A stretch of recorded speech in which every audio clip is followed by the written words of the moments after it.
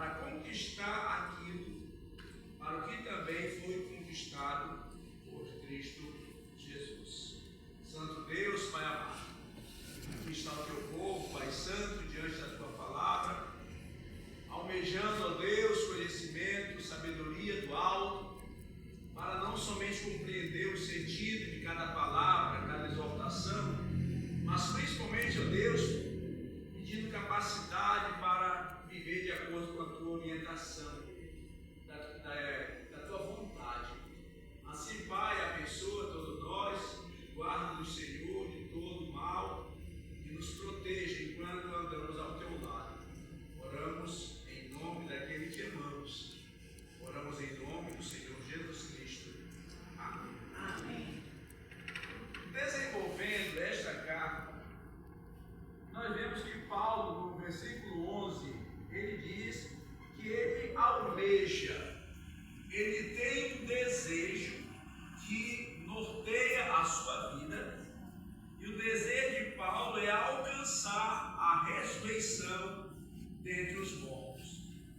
Essa expressão, alcançar a ressurreição dentre os mortos, equivale a estar na eternidade com Deus.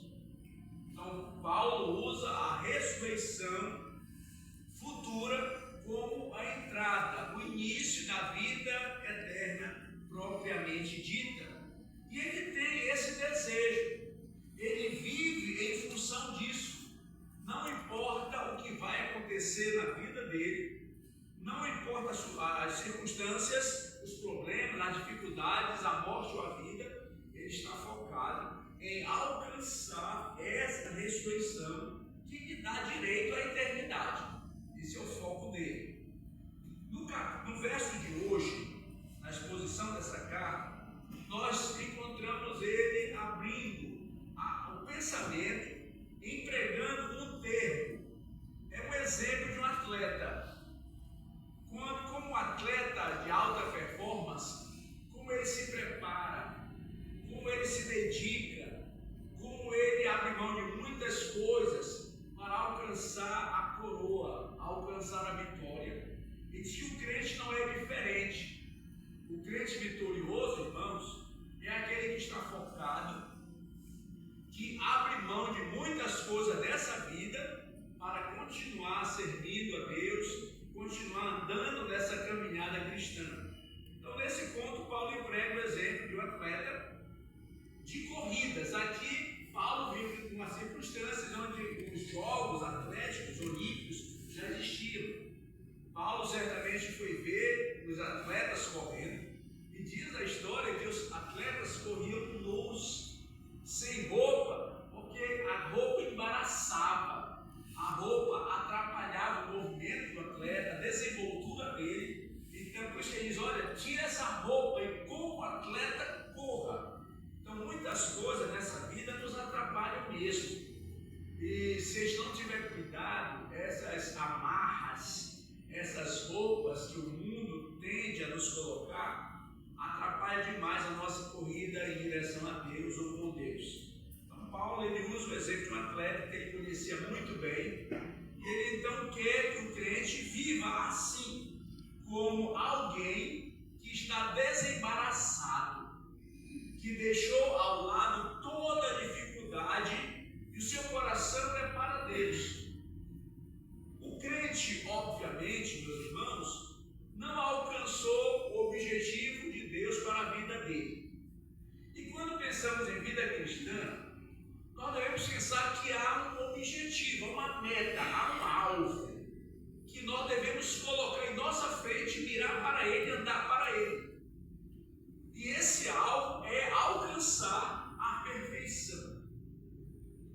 Obviamente que essa palavra perfeição não significa uma vida sem pecado, uma vida que não precisa de correção, de repreensão de Deus. Não, perfeição aqui é atingir o alvo que Deus quer para nós.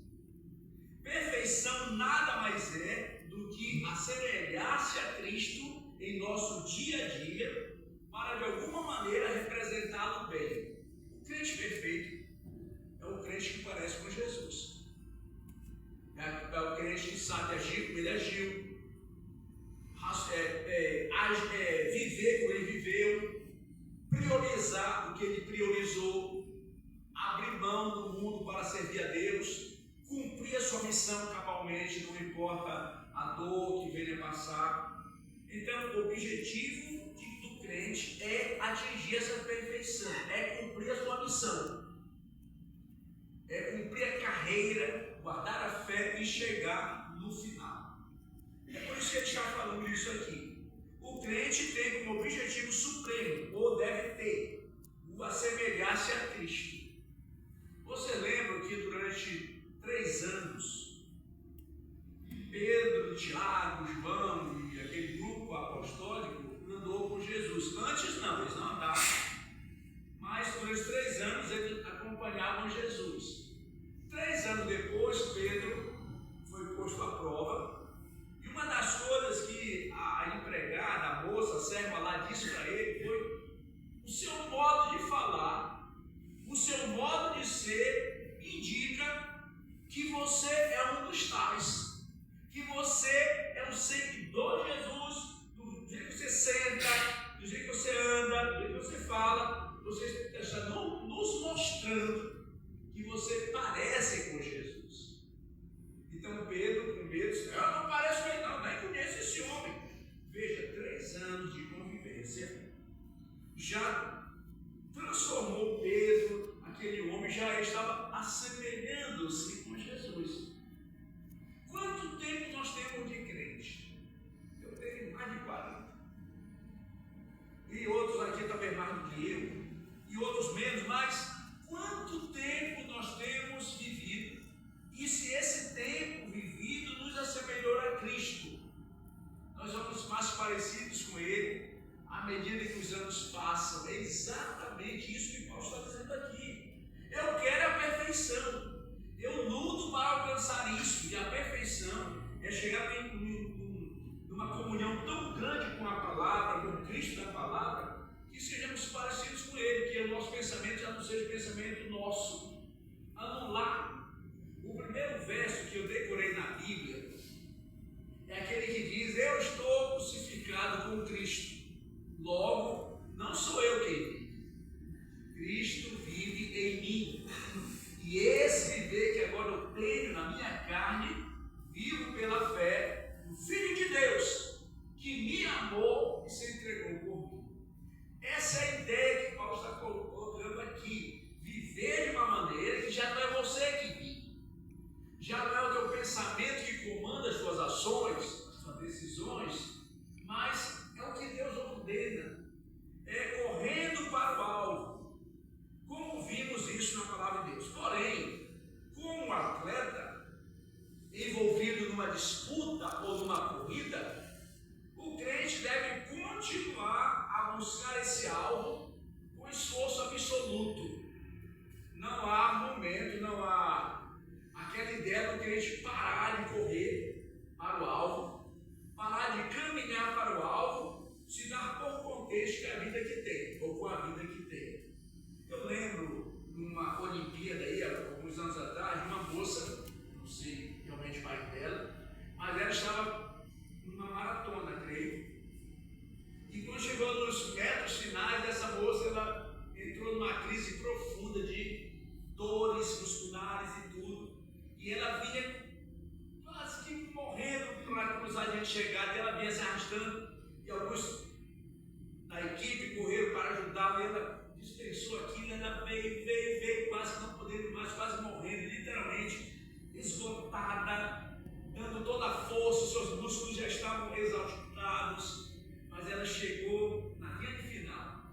Ela usou de um esforço sobrenatural, ela enfrentou todas as dificuldades possíveis, dores terríveis, mas ela queria cruzar ali. Ela não queria perder a honra de ter cruzado a linha de chegada.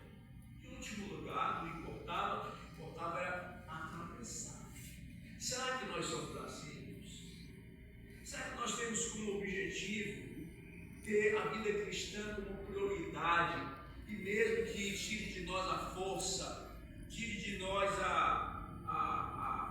comunhão com pessoas, estamos prontos a abrir mão de tudo para abraçar esse compromisso de andar com Cristo e com Ele.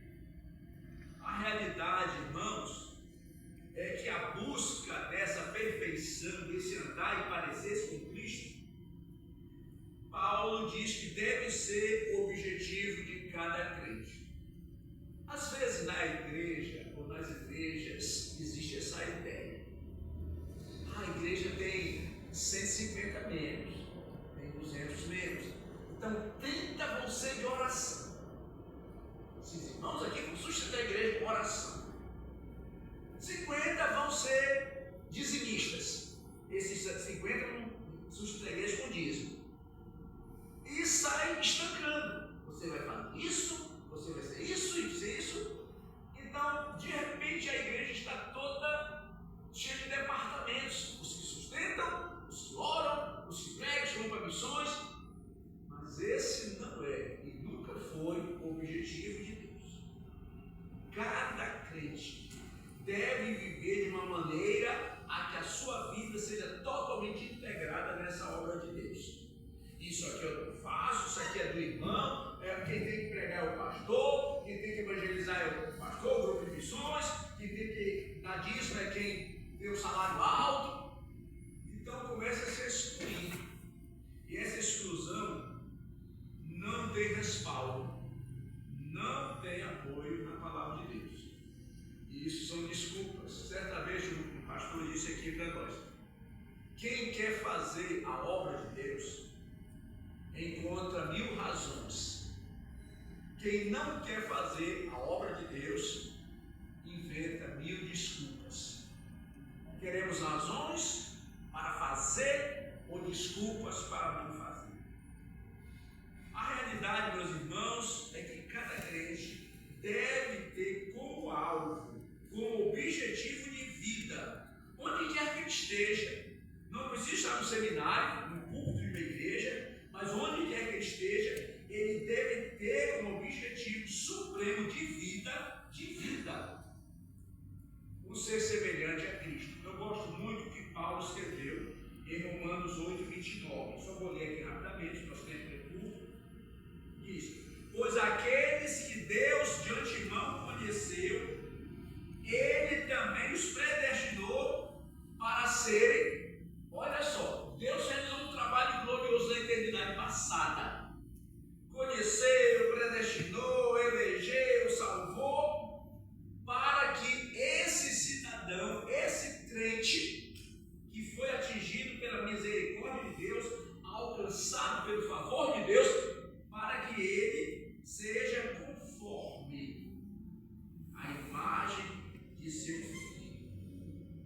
Olha, o que a Bíblia está dizendo é que Deus nos salvou para ser parecido com Ele, pensar como Ele, agir como Ele, decidir como Ele.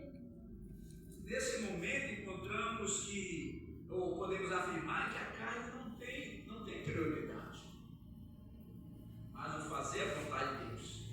Mas eu gosto de chamar a atenção para vocês, aqui no nosso texto, alguns textos que ele colocou lá para a nossa compreensão. A primeira coisa diz: não que eu já tenha recebido. Olha só o que ele diz aqui em Filipenses 3,12. Não que eu já tenha recebido ou tenha obtido a perfeição. Nesse ponto, meus irmãos, nós encontramos Paulo, um cidadão consciente. Um cidadão que sabe que a sua luta não acabou, que ele ainda não tem atingido o nível que Deus quer para a vida dele. E olha, é Paulo, o maior apóstolo de todos, o maior missionário do mundo gentil, o maior cérebro a escrever a Bíblia, usado por Deus, e esse homem, que é digno de toda honra, de toda apreciação, está dizendo: eu não recebi, eu não atingi. Poxa, quando olhamos para Paulo, o que sobra para nós? Se esse homem, que Deus falou, chamou, conversou com ele, designou, deu toda uma autoridade apostólica, ele está dizendo: eu não tenho atingido meu alvo de vida, é muito humildade dele. Por outro lado, meus irmãos, é nos dizendo, você não se orgulhe não. Conheci uma senhora dessa igreja, há muito tempo atrás, e ela começou a não vir mais para a igreja. Não veio, acabou não vindo mais, faltou. Eu fui na casa dela e eu disse, irmã, o que é que está acontecendo? Ela olhou para mim, pastor, eu já sei de tudo. Eu já sei tudo. Tudo que o senhor fala de eu já sei. Isso então faça. Não é para saber, é para fazer, praticar. Vá pregar o evangelho, vá viver, vá. Então eu não preciso mais para a igreja, porque eu já sei tudo. Paulo está dizendo, eu não atingi esse nível. Quem aqui pode dizer, já atingiu o nível da perfeição? Ele disse, eu luto, eu me esforço, eu continuo, eu tenho ciência, eu tenho consciência que eu não atingi isso. Então Paulo é muito humilde, ao mesmo tempo está dizendo, olha, para de pensar que você é autossuficiente, para de pensar que você não pode nada sem Deus. Podemos todas as coisas naquele que nos fortalece, Temos que ter consciência, portanto, de que nossas dificuldades são imensas. Temos que ter humildade e reconhecer a nossa dificuldade, a nossa deficiência e dependência de Deus. Ao mesmo tempo que Paulo estava consciente de não ter atingido algo, ele estava angustiado. Isso trazia chateação a ele, mágoa, pois eu não ter atingido, eu estou triste por isso. E até muito crente que pode dizer, eu tentei, eu já dei muita aula, eu já preguei muitas vezes, eu já evangelizei muito, mas agora eu fiz a minha parte. Tenho certeza que acabou. A gente tem muito tempo na igreja, eu tenho muito tempo aqui, vem de tudo, ainda sobra um pouco. O irmão me chamou para falar comigo, muito ancião, disse, pastor, o senhor está sabendo que eu não posso mais ir para a igreja, né? Porque a minha perna dói, eu estou sabendo a sua dificuldade. Pastor, já que eu não posso ir, me dispense do dízimo. Esse meu irmão, você tem que falar com quem inventou. E quem foi, pastor? Peça para Deus te dispensar, porque eu não posso. Eu não tenho essa autoridade para dispensar ninguém de nada. Eu mesmo não quero estar fora, eu não quero ser dispensado de ir para a igreja, eu não quero ser dispensado de colaborar com a obra de Deus, eu não quero ficar fora do projeto de Deus. Eu não quero. Se o Senhor quer, peça a Ele, eu não vou lhe liberar de nada, peça a Ele.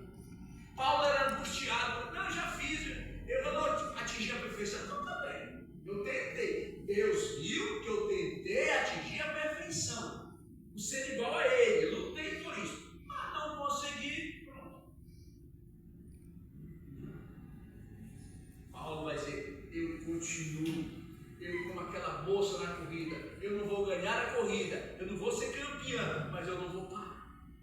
Eu não vou parar de caminhar, eu não vou parar de me esforçar, eu não quero ser uma pessoa derrotada. Eu quero ser reconhecido, olha, aquela Olimpíada não sei onde foi, não sei quem ganhou a corrida, eu não sei nada, mas eu lembro daquela moça, eu lembro dela.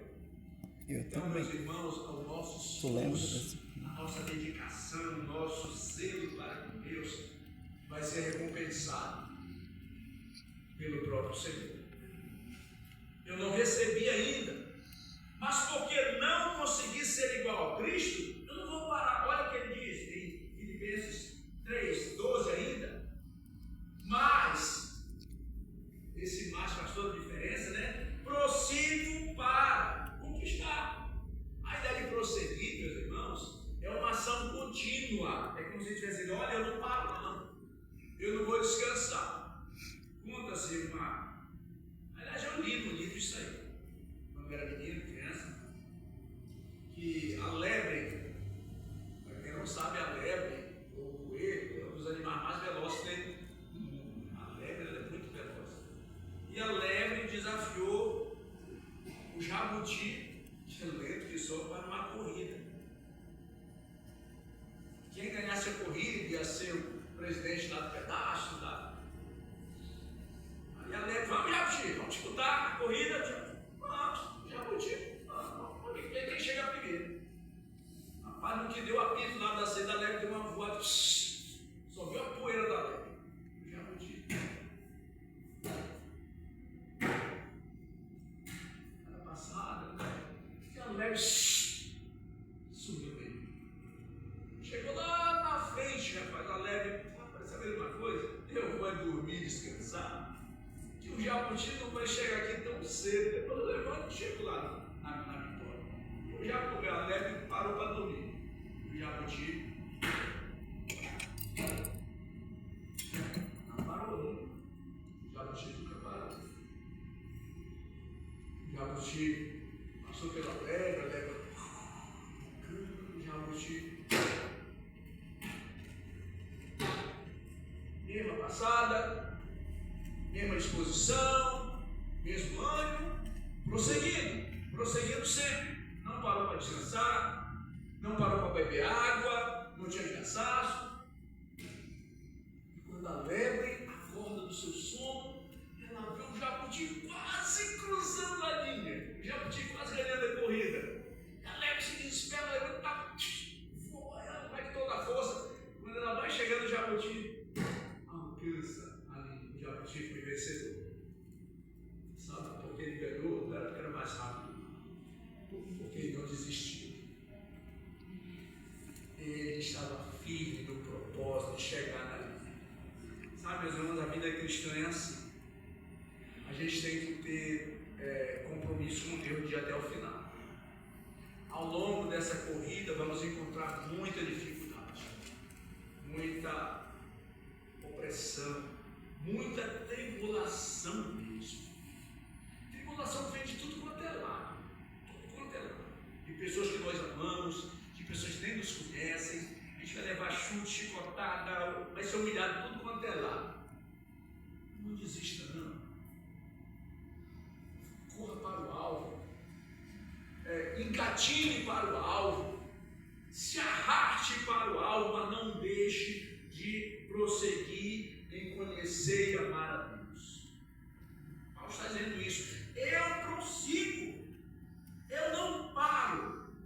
A ideia da palavra prosseguir, no original, meus irmãos, refere-se a um velocista que usa uma ação enérgica e agressiva. Isso eu não paro enquanto tiver fôlego, enquanto eu puder cantar, enquanto eu puder caminhar, enquanto eu puder respirar, eu vou seguir a Deus. Eu prossigo. A ideia é não desistir. Paulo buscava essa santificação com toda a sua força, com todo o esforço da sua alma, em cada membro do seu corpo, como um atleta buscava. Paulo disse: olha, a minha vida é focalizada em conquistar um prêmio, e esse prêmio é ser semelhante a Jesus Cristo. Seu objetivo era ser igual ao seu mestre, ele queria ser igual a Jesus. Ele diz então: eu quero conquistar. Paulo queria conquistar alguma coisa que ele ficava importante. Para finalizar o verso aqui, estamos observando, ele diz: eu prossigo. Prossegue para onde, Paulo? O que é que você quer? O que é que você quer? Eu quero conquistar aquilo para o qual eu fui conquistado por Jesus. E não é muito fácil compreender isso aqui, mas nós vamos estudar um pouco isso aqui agora. Se eu quero conquistar o objetivo de Jesus na minha vida. Para que Paulo foi salvo? Para ser um grande pregador? Sim. Ele foi um grande pregador, um grande missionário, um grande homem, um grande escritor. Mas para que Jesus, de maneira prioritária, salvou Paulo? Para que Paulo fosse dele. Para que Paulo fosse a sua imagem e semelhança. Deus vai usar você em vários ministérios da tua igreja. Ele vai te usar para tocar, para cantar, para pregar, para evangelizar, N tarefas. Mas prioritariamente, Deus salvou a tua vida para que você fosse filho.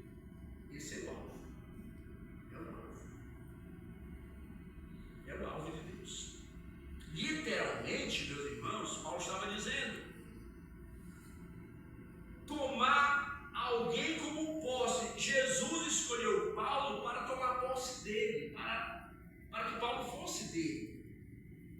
E que essa posse levasse aquele homem a ser a sua imagem, parecido com ele. Então, prioritariamente, nós somos salvos para a glória de Deus. Para a glória de Deus. Não sei porquê. Deus é gloriado em nossa vida. Deus ele é honrado quando alguém se converte e o serve.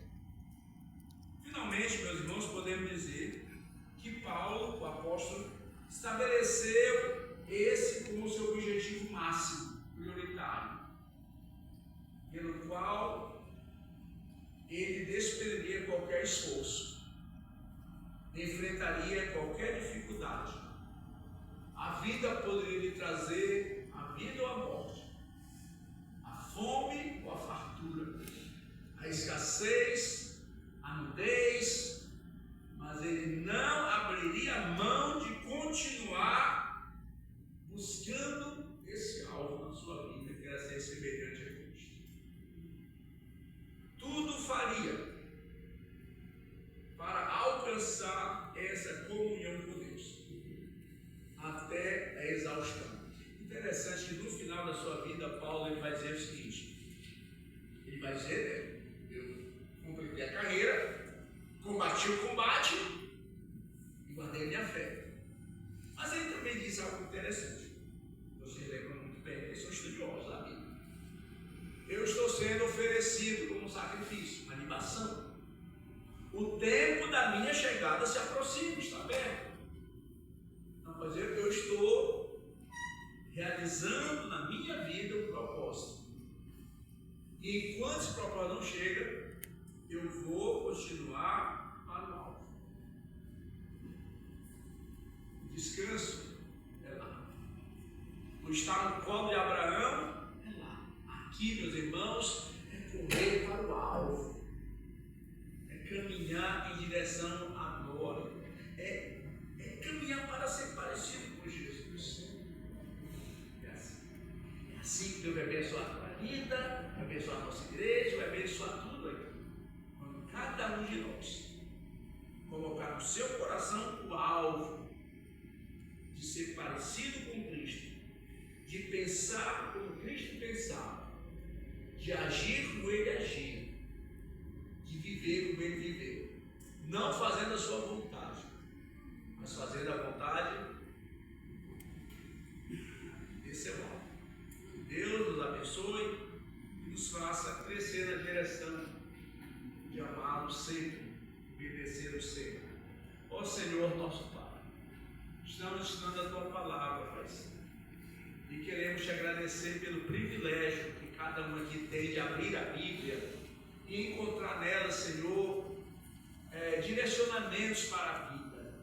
Obrigado, Senhor, porque aprendemos mais uma vez, ou relembramos mais uma vez, que nós temos um alvo, um objetivo de vida que não deve de maneira alguma ser esquecido, negligenciado. Ó Deus, opera de tal maneira que em cada alma haja temor e obediência à Tua palavra. Muito obrigado, Senhor, por cada um aqui. Oramos em nome do Senhor Jesus Cristo. Amém.